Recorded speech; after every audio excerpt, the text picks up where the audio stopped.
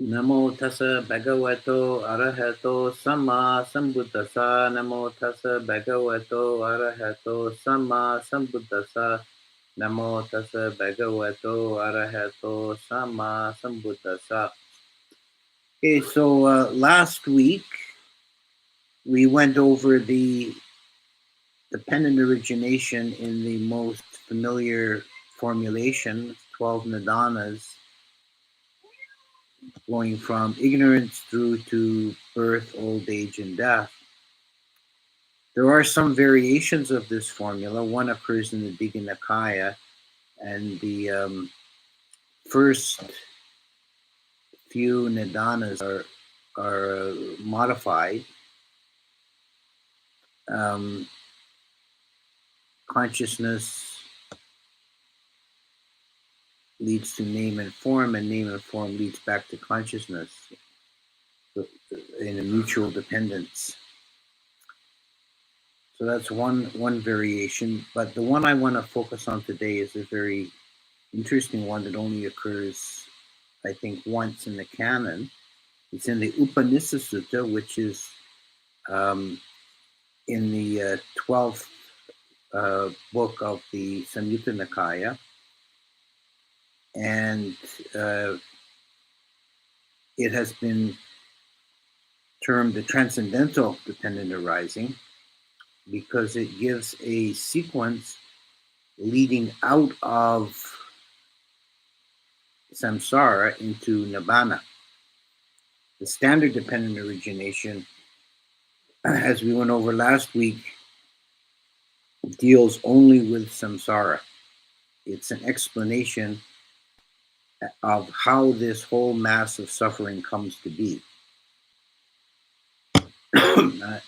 And to recap, that begins with ignorance, and because of ignorance, karma formations. Because of karma formations, rebirth linking consciousness.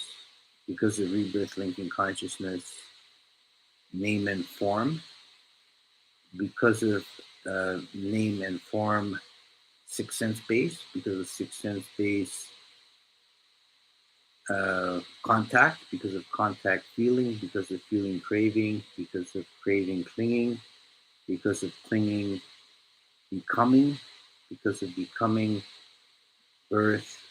And then because of birth, sickness, old age, and death. And it can be also described as cycling back, beginning with ignorance again in the new existence. So that is a wheel that in and of itself is without an end, without a resolution. It just feeds back on itself. And it describes in detail the workings of first and second noble truth. It doesn't touch on third or fourth noble truth. The sequence given in the Upanishad Sutta, on the other hand, does lead out of samsara. It shows the path to nibbana. So we're now dealing with third and fourth noble truth. And it begins the same way as the standard dependent origination, as far as becoming, and then it makes a slight variation in the next step. Birth, old age, sickness, and death are all combined into the simple statement of dukkha, or suffering. So from ignorance, going through all the various stages, leads to suffering. So the beings existing on this wheel, this endless samsara, and samsara means wandering around in a circle. Samsareti is a verb meaning to wander aimlessly. Samsara is the state of this wandering. So the beings are in suffering, and the first branch out from the wheel is from suffering to faith, sada. So this is the critical branch point. You can see this as it's like a fork in the road. Either one just continues on the wheel of samsara, or one begins to escape, to take different tack. And the first step is sada, which is translated as faith or sometimes confidence. And I think this is very significant. That this is the very first movement of the mind towards freedom, towards release. As yet, the being has no capacity to develop any of the higher states of wisdom or deep samadhi or anything else. So the first step is really a leap in the dark. You have to have faith that this is possible.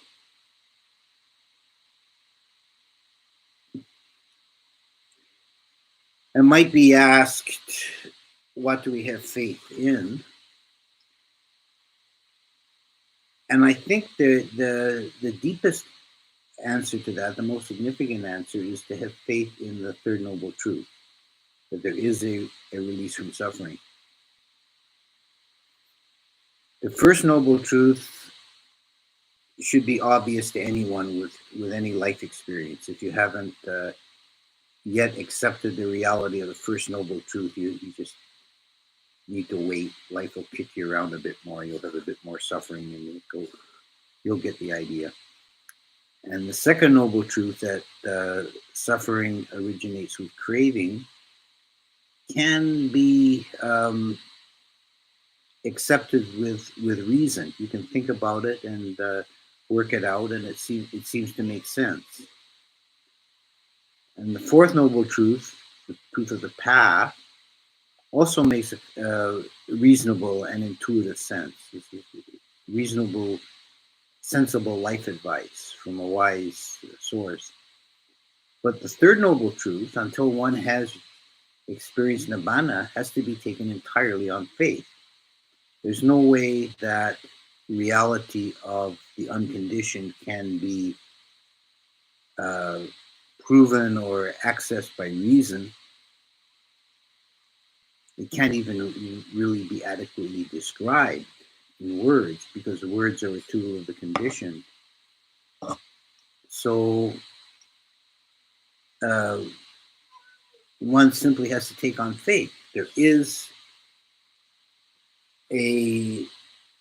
another option. There is something else other than this. There is the unconditioned. And having that initial spark of faith, which is not yet based on experience, so it's a leap in the dark. It's a movement of the mind towards, with the hope and yearning for release. This is the first movement of the mind. And you can think, when you first begin to follow the path, the first time you sat down to meditate, you had to take it on faith. You had nothing to go on other than that. And the faith might not even be very strong at that point, but it has to be present. There has to be that spark of faith that this is something worthwhile. This is something that might be for my well-being.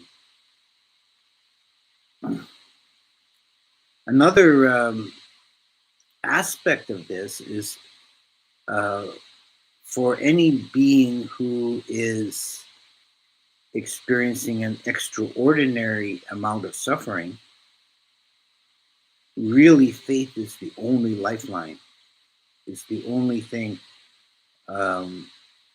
that makes it possible to make any movement spiritually when you're completely overwhelmed. You just have to have faith. So this first initial step, Sada is very important. It's the beginning. And when one has faith, then joy arises, um, which in the Pali for this is. I'm just checking to make sure I don't get it wrong. I want to say it's Pamukha.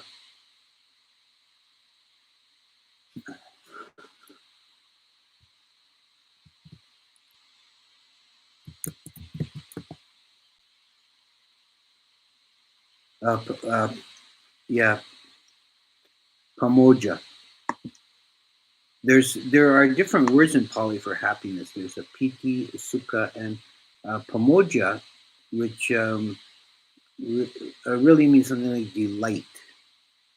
The mind is brightened now. So the emergence, faith allows this emergence from the darkness of suffering, and the mind is lit up at first by delight.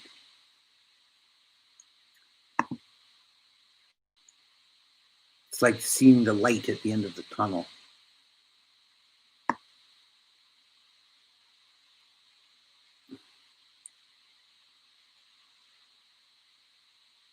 And this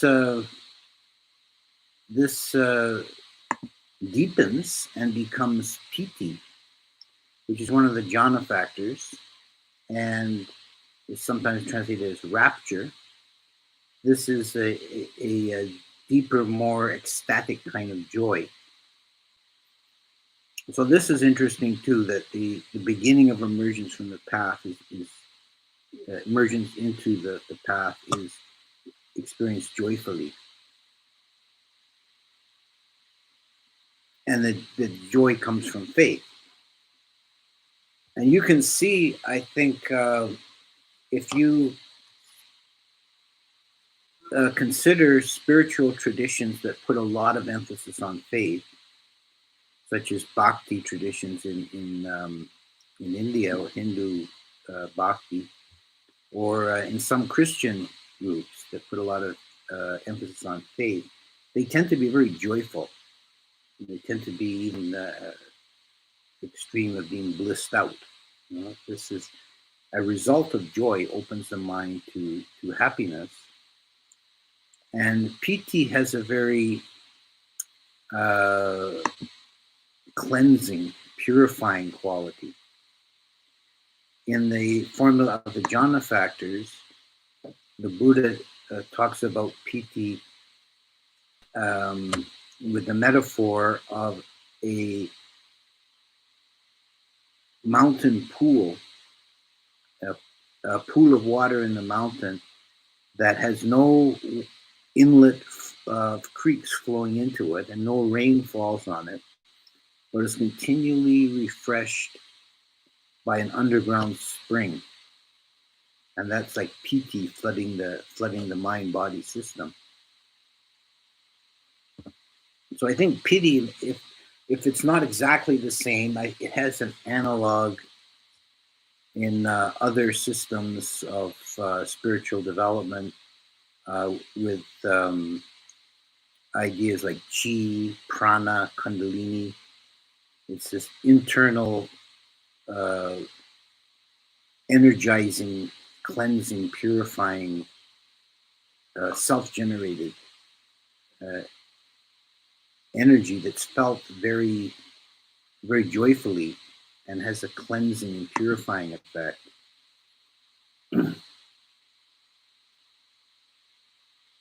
And this leads on to pasadi, or tranquility. That this washes away the coarser defilements and leaves the mind in a state of peace. Pasadi is tranquility, it's peacefulness, contentedness, it's being at ease.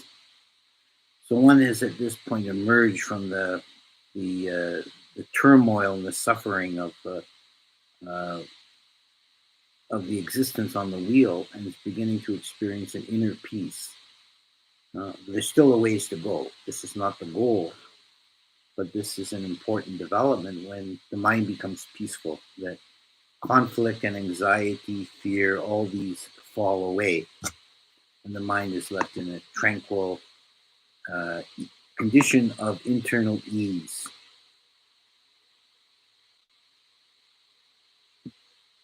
And this allows the mind to stabilize with the passing away of inner conflict. The mind can stabilize, and this is the mind state that or quality that we call samadhi. Samadhi uh, is associated with um, jhana meditation. It's the stabilization of the mind. I want to make a point here about translation. You'll see samadhi has been translated almost universally. The standard translation is concentration. And I think that's very misleading. And I've seen that the effect of that on meditators. That it forced when you hear that you should be developing concentration, you feel like narrowing your mind and boring down on the object, and it's kind of strained. This is really the wrong way to go. I mean, you have to concentrate when you're doing your taxes, right? You're figuring out your tax return, and you have to concentrate. That's not a state of mind that's peaceful, joyous, and expansive. Um, Samadhi in the Pali texts, such as in the Visuddhimagga, is defined as a quality of non-wavering. So a better translation, if we must have a one-word translation, I think would be stability or stillness.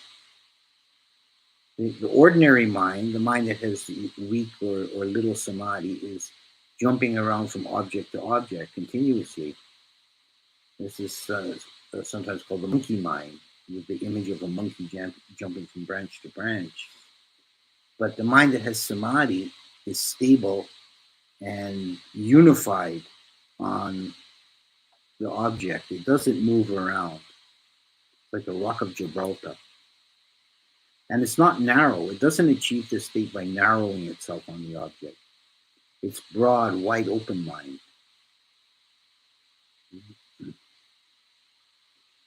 I like to make the analogy with the state of mind of a Brahma god, because the state of a mind of a Brahma god is the functional equivalent of jhana, according to the Abhidhamma. Their default mode of consciousness is like jhana. And a Brahma god can contemplate 10,000 world systems, just as a man could contemplate sesame seeds in the palm of his hand. So that's not a narrow, concentrated mind. That's wide open and expansive. So samadhi has nothing to do with narrowing the mind. It's a broad, vast, open, expansive, boundless state of mind, but it's still.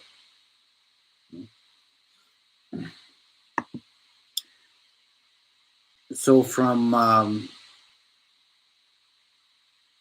this state of samadhi,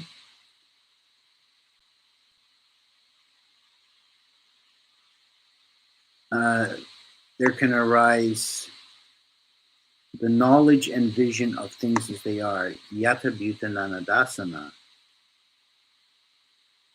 This is the seeing of reality, which could be equivalent to a definition of wisdom in Buddhism, is seeing according to reality, not otherwise. And this is state of mind that we develop with Vipassana meditation. You're trying to see reality as it actually is. So we can see in this sequence why development of Samadhi meditation is a useful predecessor to development of Vipassana meditation. Because with the stillness of mind, then one can experience the object clearly, dispassionately. Now, this Yati Bhutananadasana, seeing knowledge and vision of things as they actually are, references in particular seeing the three characteristics in an object. That is, seeing objects as impermanent, imperfect, or suffering, and as without self-substance, without own essence, selfless. It's anicca, dukkha, anatta. And the way to do that is having the way to see that clearly and to acquire Yatibhitananadasana is to see with the objects with the quality of Vipassana. And really, Vipassana translates as clear seeing, and really it should be understood as a state or quality of mind. It's not per se a meditation. The meditation is a means of accessing Vipassana. When you're seeing an object with Vipassana, you're seeing it with equanimity, that you're not moved or shaken. The particular quality of equanimity that's associated with Vipassana is called Tatra Majjhatthata, which is translated by Bhikkhu Bodhi and others as specific neutrality, which is very accurate, but it's not a literal translation. The literal breakdown of the word would be the state of middleness about that. And Tatra is like that. It's pointing to a specific object, so that's the specific part. And neutrality is being in the middle.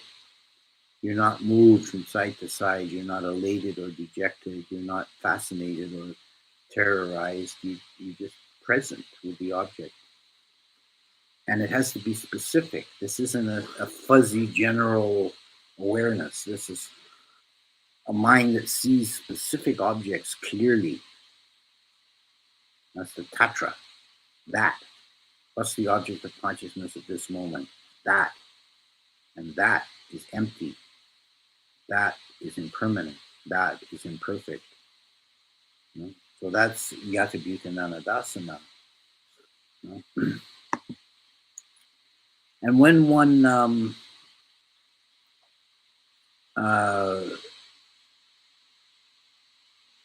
develops this sufficiently, then the quality of nibbida arises in the mind. Nibbida is a Pali word that has been difficult to translate. Some of the older books translate it as revulsion, which I think is, I can kind of see why they do it, but it's way too strong. And more common nowadays, modern translations often use disenchantment, which is better. Nibbida is when you've seen through the reality of the objects as being empty, impermanent, and imperfect. So you begin to lose interest and turn away from them. What keeps us going in samsara is this endless stream of objects going past the mind. The mind is always craving for objects, and the mind reacts to the objects with either fear or fascination. They're either terrible, horrible, painful, or they're wonderful, beautiful, fascinating. So the mind's coming jerked around this way and that constantly. But this is all based on delusion because we're not seeing through the reality of the objects that constitute samsara. And when we develop this penetrating gaze of vipassana and knowledge and vision of things as they actually are arises in the mind, then it cuts through that fear and fascination. And one begins to turn away. And this stage, when the mind reaches this stage, it can actually be experienced as rather difficult. The commentary to the Upanishad Sutta references specifically the stages of insight. It says that this nibbida occurs in those stages of insight that are titled knowledge of dissolution, knowledge of fearfulness, knowledge of misery, knowledge of disgust. The stages of insight is a list that has been developed mostly in the commentarial period from a short sutta in the Majjhima Nikaya, the Relay Code Sutra, that describes stages the mind goes through. But that sutta is very concise, as many of them are, and is really little more than a list of names of the stages. But there's been a vast literature developed describing these stages of insight. One I would recommend the most concise and succinct analysis is Mahasi Sayadaw's Progress of Insight, which is based on this list. And this particular series of stages occurs after the mind penetrates the reality of samsara, but has not yet seen beyond that. It's like everything you've ever taken for granted is fallen away. And you see the body as disintegrating. You see the mind as impermanent and fluctuating. And there seems to be nothing to rely on. And one's aware of the unbeautiful nature of samsara.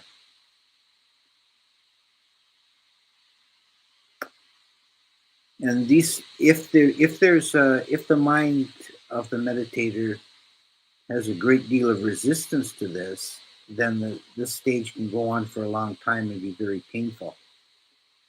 But if you face it with courage and just keep going through, then you can get to the other side more quickly. Other mystical traditions outside of Buddhism talk about dark night of the soul, and I think this is referring to the same thing. It's like the rose-colored glasses have fallen off. Up to that point, you've been fooling yourself with false illusions. You've been deluding yourself that things aren't that bad. But now you see, yeah, they are. They're worse than you imagined. But you haven't yet seen what's on the other side. And the only way through is to just keep going. And you do get to the other side of that. The next stage in the Upanishad Sutta is dispassion. So from disenchantment to dispassion, viraga. And that's a very literal translation, viraga, the ending or the dissolution of passion. With the maturation of nibbida, then all passionate engagement with the object of samsara falls away, diminishes, expires. It's the passion, is the underlying engine of the second noble truth. It's the energy that keeps the wheel turning. And it's based on delusion. It's the root addiction of the mind, one that we've all been subject to for who knows how many countless lifetimes, that the objects will somehow satisfy us, make us complete, make us happy. And consciousness, and the deluded consciousness, endlessly seeks to satisfy itself with the next object. But it cannot be satisfied because the objects themselves are inherently dukkha. They're inherently unable to satisfy. The most it can yield is a momentary kick of sukha vedana, happy feeling. But then the mind is left wanting. And the deluded mind thinks, well, the next one will be different.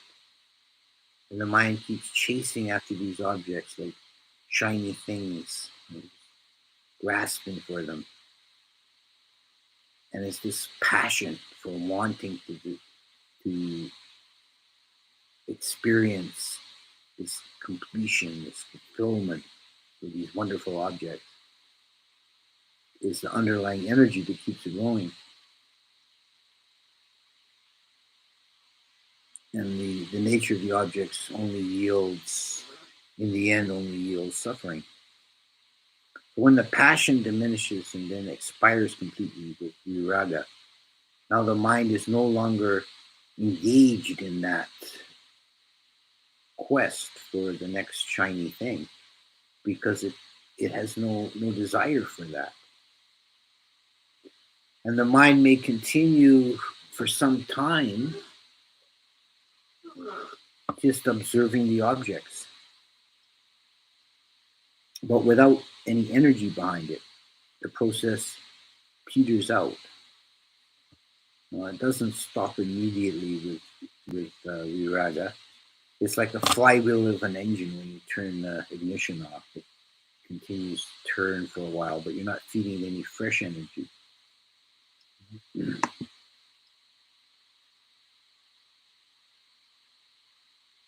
And then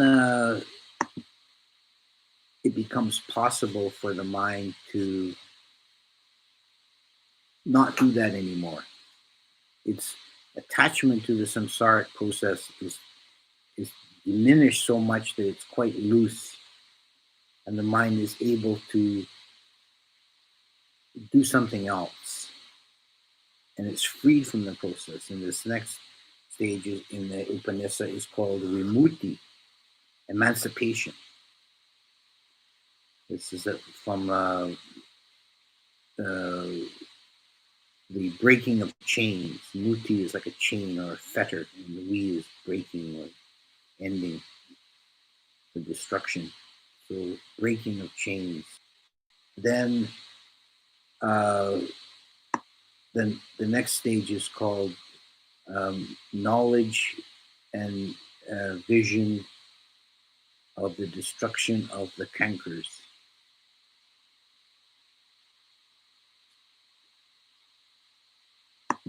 Which is arahantship in the end, or stream winner, the first realization.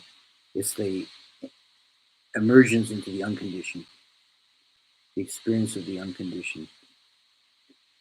So this is given in two phases: vimutti and the knowledge and vision of the destruction of the cankers.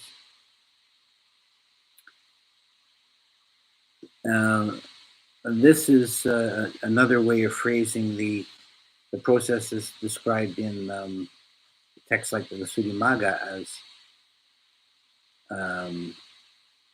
Maggapala.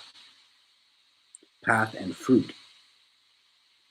That the emergence into the unconditioned is like a two-step.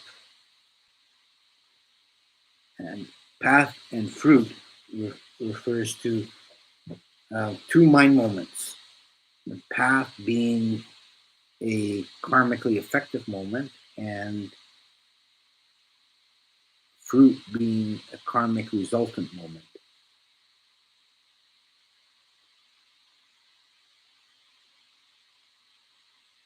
Path is the Eightfold Path elevated to a transcendental or supramundane level, Lokuttara, a supramundane level.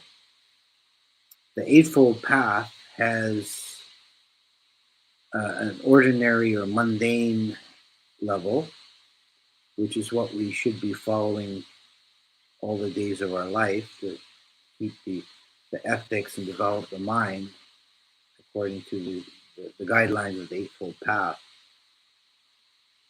But at the end, this is transformed and it reaches a state of perfection that's transcendental.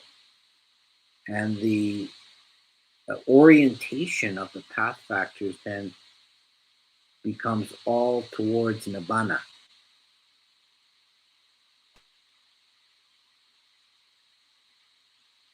One of the Thai masters, Ajahn Lee, in one of his books, he talks about this, and he gives a specific example. He says the path factor of right livelihood, which seems to be, in the ordinary sense, it's really very mundane. It's how you make your living, what you do for to put rice in the bowl every day. So it seems, and it is, on a quite mundane level. This is the ordinary, worldly level of the path factor. But so it's how you nourish the body, what actions you perform in order to nourish the body.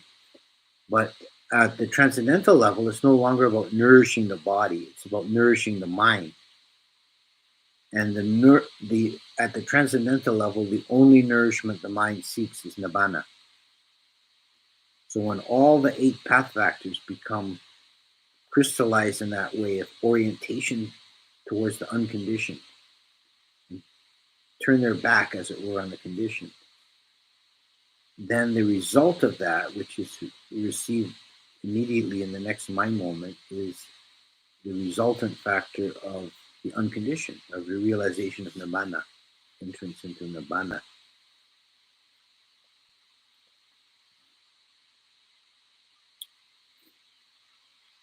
So this is the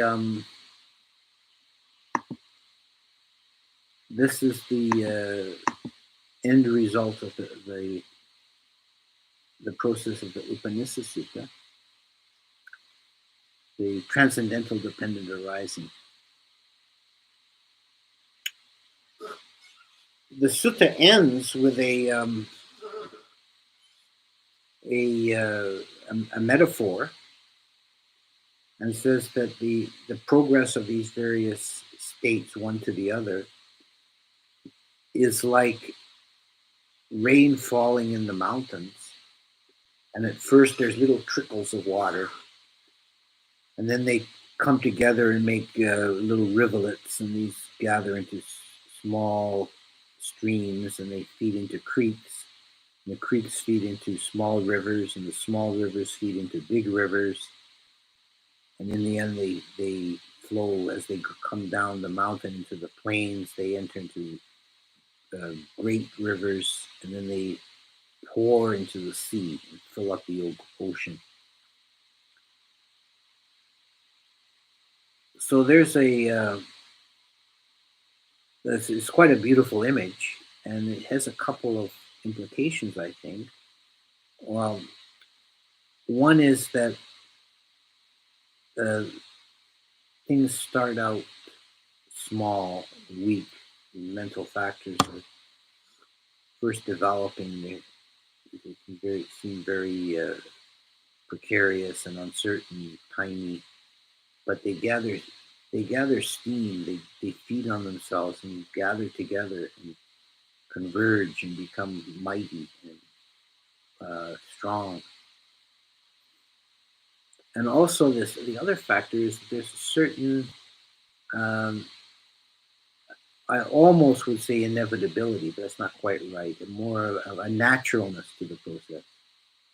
Just as the rivers, just as the water naturally flows downhill and gathers into larger streams, so once the mind is set on this course, it naturally progresses, and we just have to get out of the way and let it happen.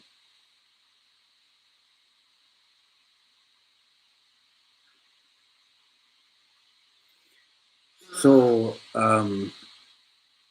I did put in the video description. I did put a link to quite a good article written by Bhikkhu Bodhi, which includes a translation of this sutta and then his description and commentary. So you can take it up and study it more if you like. And just to go over, just to conclude, I'll run through the conditions very quickly. From suffering, faith; from faith, joy; from joy, rapture; from rapture, tranquility; from tranquility, samadhi; from samadhi, happiness; from happiness, uh, no, I'm sorry, I got that backwards. From happiness, samadhi; from samadhi, knowledge and vision of things as they are; then disenchantment, dispassion, emancipation, and the knowledge of destruction of the cankers. I'll stop there and see if there are any questions in the chat that come up.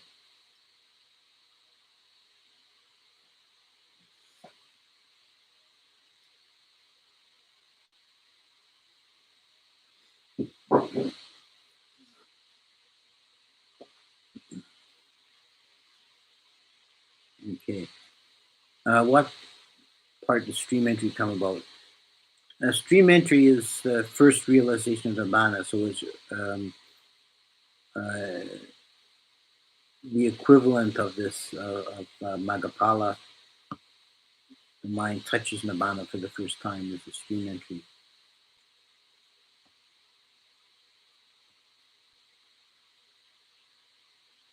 The flush of rapture I have now has been reinvigorated. I know this, but I've been stuck. Um, I'm not sure. I'm not sure what you're really expressing here. Is that you're stuck in that piti? Um, best advice would be not to be attached to it, not to take the wrong kind of interest, not to be excited or feel elated by it, but just to be mindfully present of it. Yeah, you can email me and give me more something more to go on.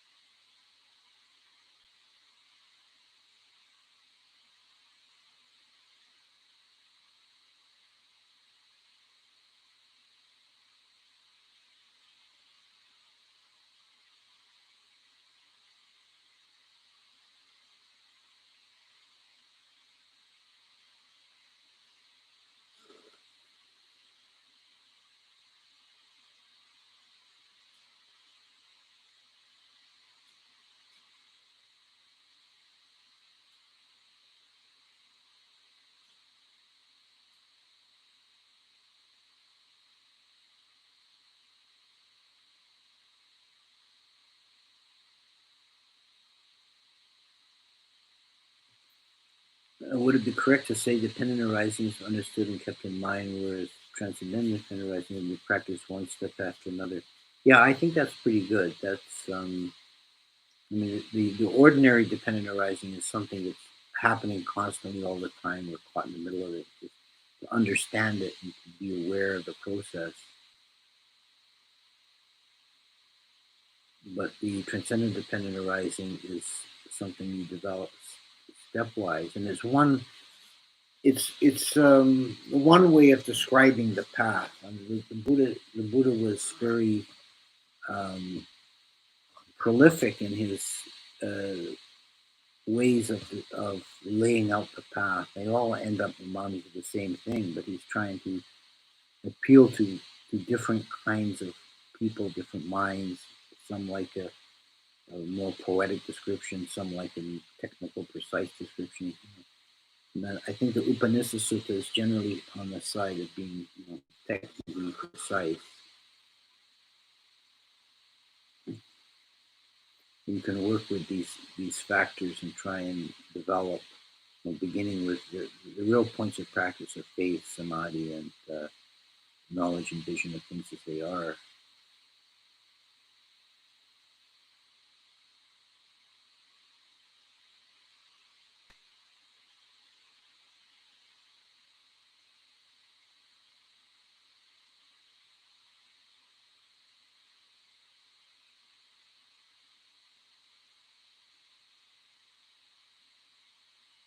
Is it interlinked with Bojangas? Yeah, sure. I mean, that's Bojang. This is more. Uh, uh, let's say this is a dynamic description of stages, um, whereas the Bojanga is a list of qualities, and the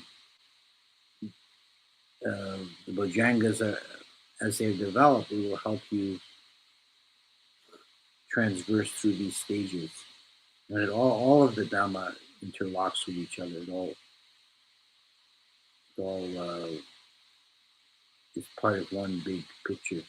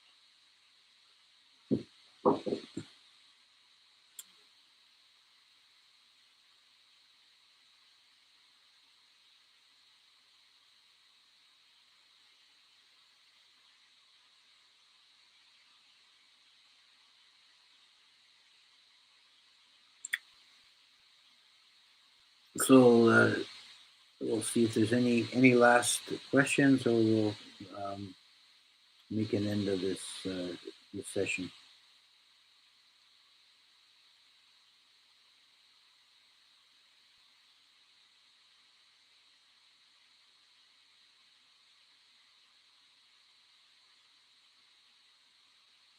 Well, is faith to arise naturally or to develop? If so, how does one work on it? Um,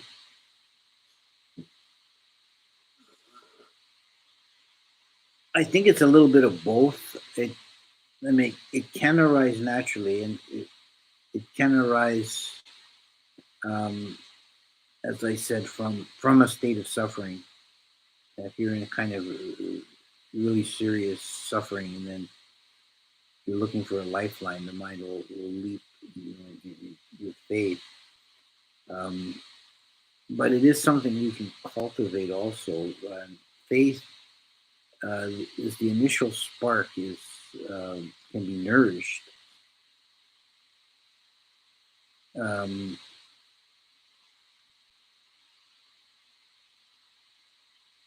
Faith has, in terms of the five faculties, faith has its complement in wisdom, and that means faith and wisdom develop together, become very strong.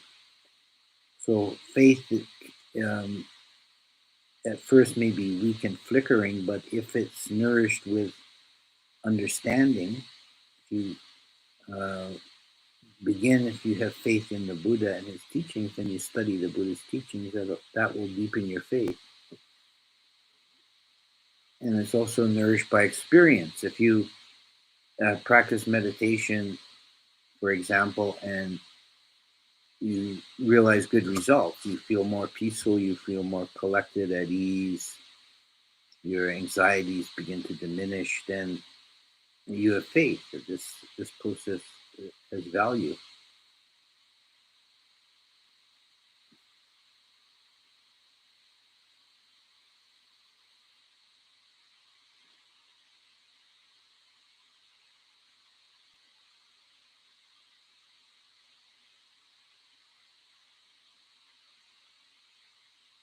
Can also be practices like chanting and making puja, keeping a shrine.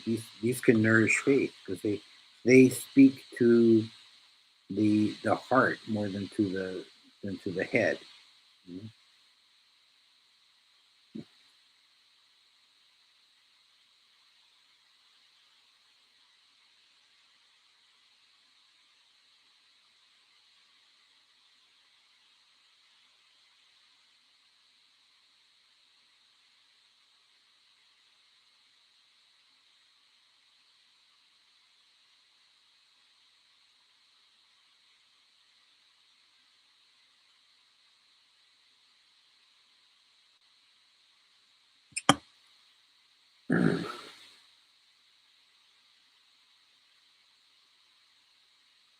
Okay, so I think we'll make an end now. Thank you all for attending this week, and we'll see you again next Wednesday.